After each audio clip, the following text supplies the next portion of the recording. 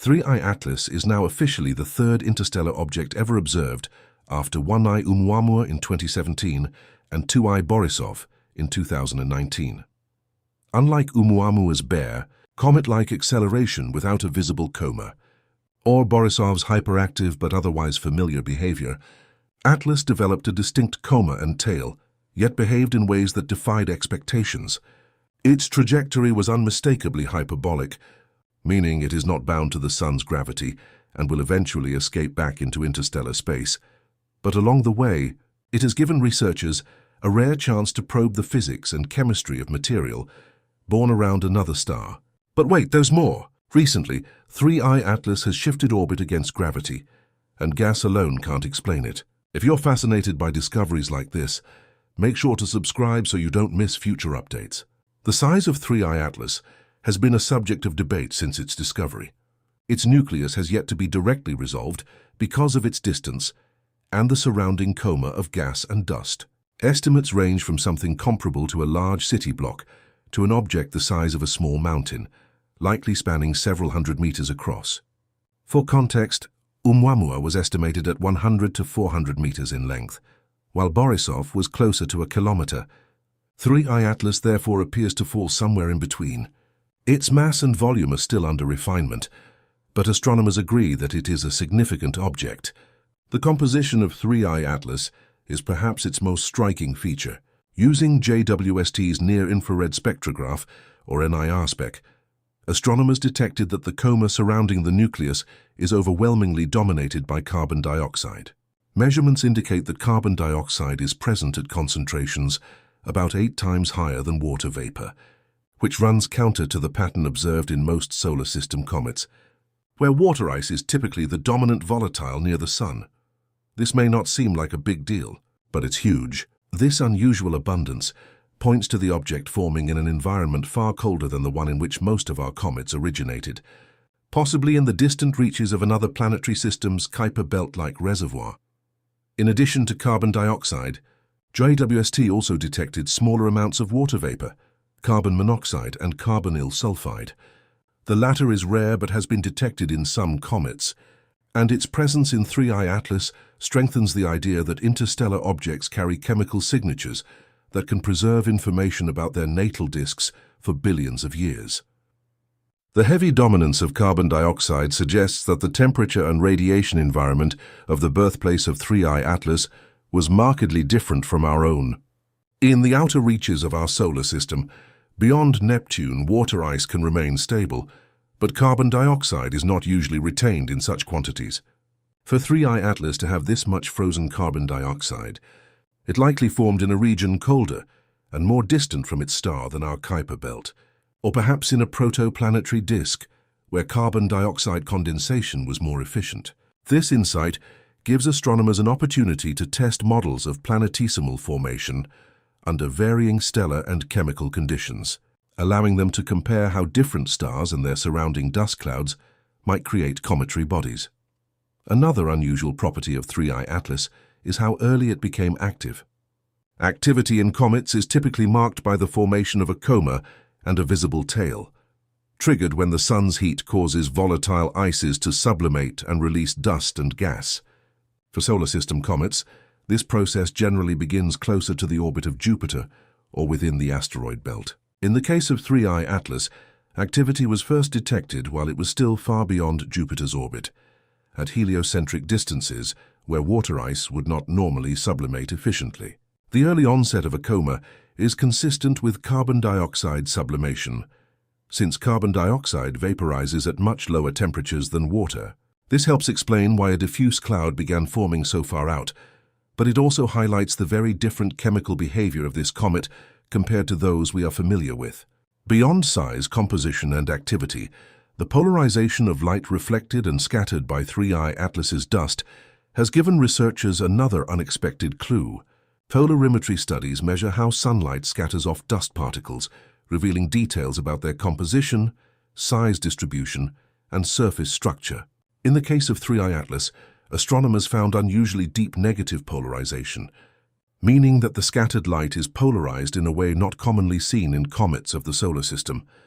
Instead, The polarization resembles what has been observed in some trans-Neptunian objects, bodies that orbit beyond Neptune and remain relatively unaltered since the solar system's formation.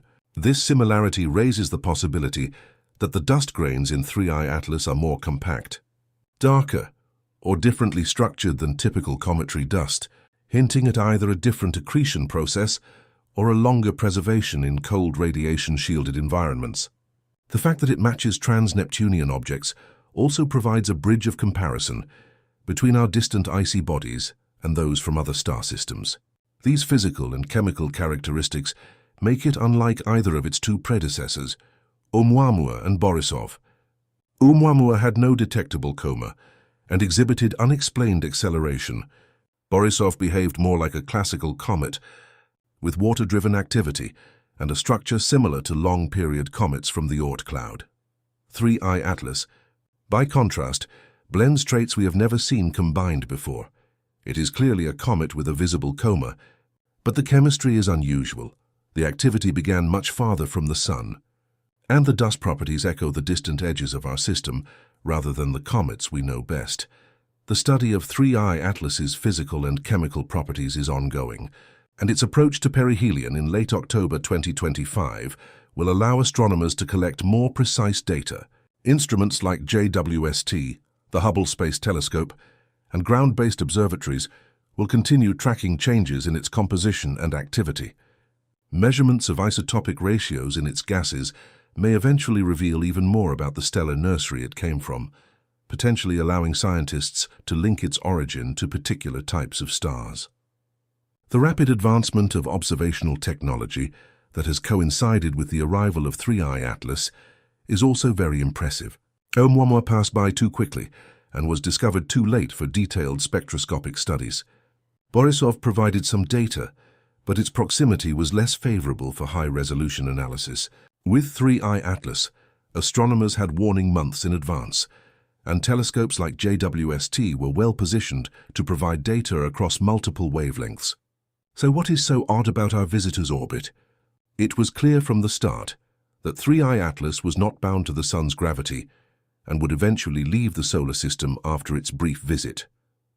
Yet within weeks of detailed monitoring, reports began circulating that its orbital motion was not conforming precisely to predictions derived from pure gravitational dynamics. Instead, it appeared that 3I Atlas had shifted its orbit in subtle but measurable ways. The basic mechanism behind orbital changes in comets is well known. As comets approach the Sun, volatile ices such as water, carbon monoxide, or carbon dioxide sublimate and escape through jets on the surface. These jets act like tiny thrusters, imparting momentum that can slightly alter the trajectory of the nucleus. In the case of most solar system comets, such non-gravitational accelerations are modest, and their effects can be modeled fairly reliably. For example, Halley's Comet shows measurable shifts in its perihelion timing due to outgassing forces. And NASA's Deep Impact mission in 2005 measured jet-induced changes on Comet Tempel 1 with high precision. The expectation then was that 3I Atlas would display similar non-gravitational behavior, scaled to its volatile content. However, the first orbital refinements from tracking data suggested something more unusual was occurring. Observers reported that the magnitude of the orbital deviation was larger than what standard gas-driven models predicted.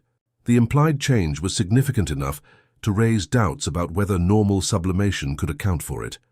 In comet dynamics, this kind of shift typically demands strong directional jets operating consistently over weeks or months.